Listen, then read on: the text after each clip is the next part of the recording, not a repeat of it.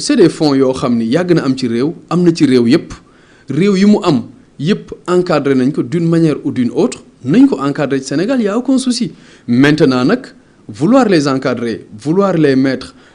ci circuit boo xam ne dafay nekk circuit bu jaar yoon ça ne veut pas dire empêcher à quelqu'un quand même mu def li ko yoon may et que tant que loolu egguñu fa tamit nit ki dañ koy may mu am l'attitude disposer de ces fonds liggéey si li mu ci war a liggéey parce que xëy na tey coow li bëri na trop mais bëri na aan ku jiite ñu dénk ko ay fonds politiques yoo xam ne tey bu waxoon li mu ci def yëpp xëy na sénégalais dañ naan nañ ko dolli loolu nag appréciation ku nekk lay dépendre mais je pense que ni mën nañ ci waxtaan de façon responsable avec une sérénité boo xam ne lépp lu ci war mën nañ ko def mais mu jéggi les personnes de Ousmane Sonko les personnes de président Diomaye Diakhar Faye que ëllëg keneen ku fi toog nga mën ci tënku mu nekk loo xam ne intérêt réew mi lay doon. alors révision yi Pastef yëkkati woon ak yi président bugg a def est-ce que pour yow ay avancées lañ ci jublu maanaam luy jëmale réew mi kanam institution yi gën a dëgër démocratie bi gën a ñoŋ wala am na ay xeexu politique yoo xam ne mi ngi ci.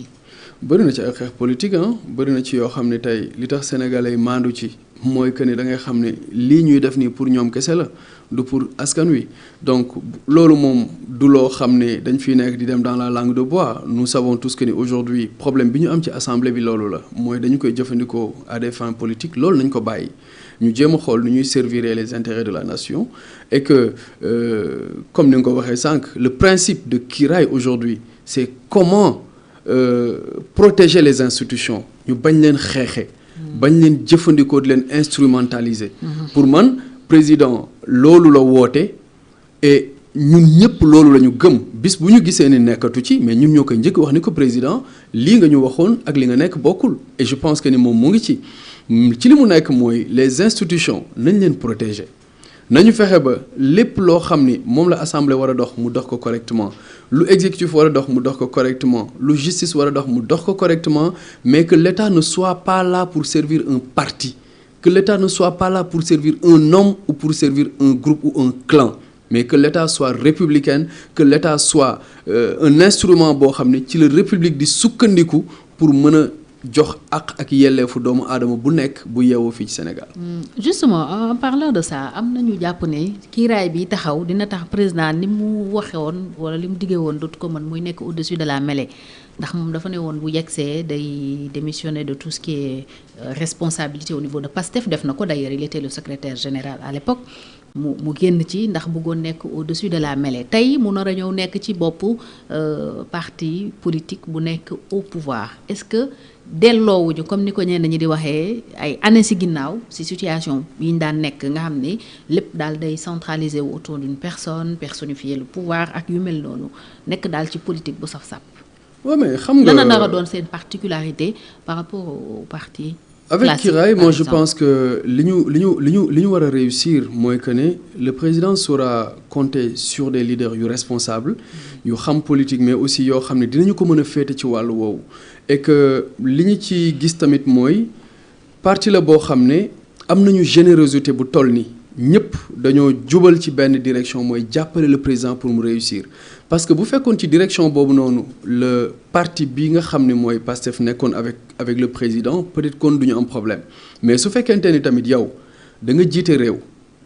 nga ne dañu waxoon ni président dafa war a nekk au-dessus de la mêlée que bu ñu ko falee na dindi lépp luy responsabilité am ci parti nekk président waaye yow bu dee da nga dindi say responsabilité ba pare parti bi bëgg jël loolu noonu di la ko xeexee après day poser problème parce que le parti day dem ba mujj gi day mujj planer ci kaw président day mujj ëpp doole président parce que nag li nit ñi di fàtte mooy président li koy fal politique la ku politiqueul mënoo falu président kenn du la fekk ci bërëb ngay jàngale université rek ñu ne la yow mën nga jàngale kaa ñu def la président déedéet da ngay dem politique ba politique boobu noonu fal la président mais bu la falee président tamit liggéey bi ngay liggéey durant sa magistère politique moo la ciy accompagner parce que da ngay xëy suba di poser ay actes di fexe di jëm ci kanam opposants yi nekk fa di poser ay actes contraires keneen ak keneen di def leneen yow foog nga am ay relais yoo xam ne ñooy dox sa diggante ak population bi pour mën di leen leeral fan nga jëm tey bu ñu leen bëggee instrumentaliser wala manipuler leen pour ñu bañ a ànd ak yow ci li nga bëgg ñoom ñu xam ne lii mooy seen intérêt ñu mën ci ànd ak yow relais yooyu soo ko amatulee day am dysfonctionnement tu deviens un président isolé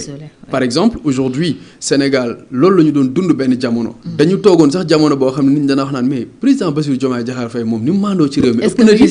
mi ngi ci dëkk bi parce que amul woon contact boobu ak population bi te nag wax ji mooy